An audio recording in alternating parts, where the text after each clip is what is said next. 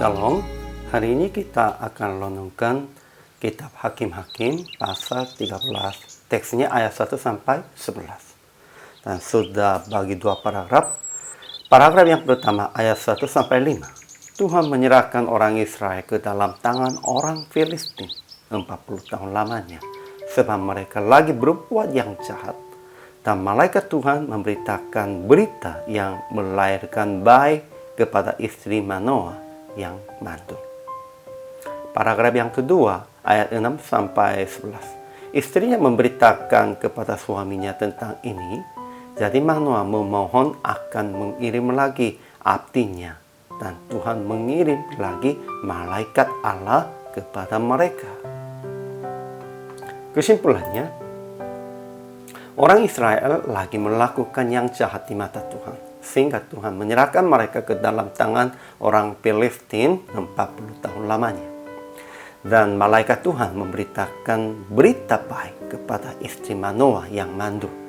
Katanya bahwa dia akan mengandung dan melahirkan seorang anak laki-laki, jadi tidak boleh minum minuman keras dan tidak boleh makan sesuatu haram. Anak laki-laki itu adalah nazir Allah sejak dalam kandungan ibunya, sehingga kepalanya tidak boleh kena pisau cukur. Perempuan itu memberitakan kepada suaminya tentang ini. Jadi Manoah memohon akan mengirim lagi abdinya, dan Tuhan mengirim lagi malaikat Allah kepada mereka sebab mendengarkan permohonan Manoah. Ajaran tentang Allah pertama, ketika orang Israel lagi melakukan yang jahat di mata Tuhan, Tuhan menyerahkan lagi mereka ke dalam tangan orang Filistin 40 tahun lamanya. Kedua, tetapi Tuhan mengirim lagi malaikat Allah kepada mereka sebab mendengarkan permohonan Manoah. Bukan hanya ini sajanya. Tuhan menyerahkan lagi orang Israel kepada tangan orang Filistin, namun Tuhan juga jalan yang lainnya terus berjalan untuk menyelamatkan orang Israel.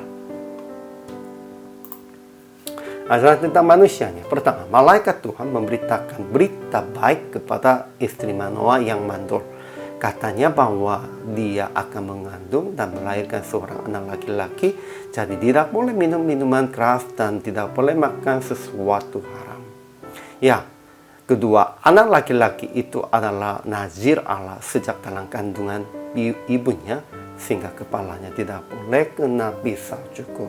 Pentingnya ini, kalau anak di dalam kandungannya sudah jadi nazir, ibu pun juga harus seperti nazir. Dia juga hidup sepertinya nazirnya. Ketiga, perempuan itu memberitakan kepada suaminya tentang ini, jadi Manoah memohon akan mengirim lagi abdinya. Aplikasinya. Pertama, introspeksi diri. Apakah telah lagi berbuat yang jahat, telah menyesal dan bertobat atau tidak? Ya, sekalipun telah menyesal dan bertobat, kita berbuat lagi. Itu orang Israel demikian itu. Dan kita orang percaya pun juga ada banyak orang demikian itu. Kedua, jaga kesucian diri supaya layak dipakai sebagai alat Tuhan. Ya, Tuhan pasti akan memakai kita. Nah, pada waktu kita cukup suci dan cukup masih layak di hadapan Tuhan. Ketiga, berulang-ulang cek tentang kehendak Tuhan. Harus berulang-ulang tanya dan cek. PR praktiknya, introspeksi diri. Apakah tidak lagi berbuat yang jahat yang telah menyesal dan bertobat? Introspeksi dulu. Kalau sudah berubah lagi, harus menjauh dari semua hal itu. Ya, kita harus sehari-hari semakin membaharui hidup kita di dalam Tuhan dan dengan introspeksi dirinya. Inilah kehidupan orang percaya dan lebih kepada orang-orang yang hamba Tuhan. Hari ini juga selama melayani, Tuhan Yesus memberkati.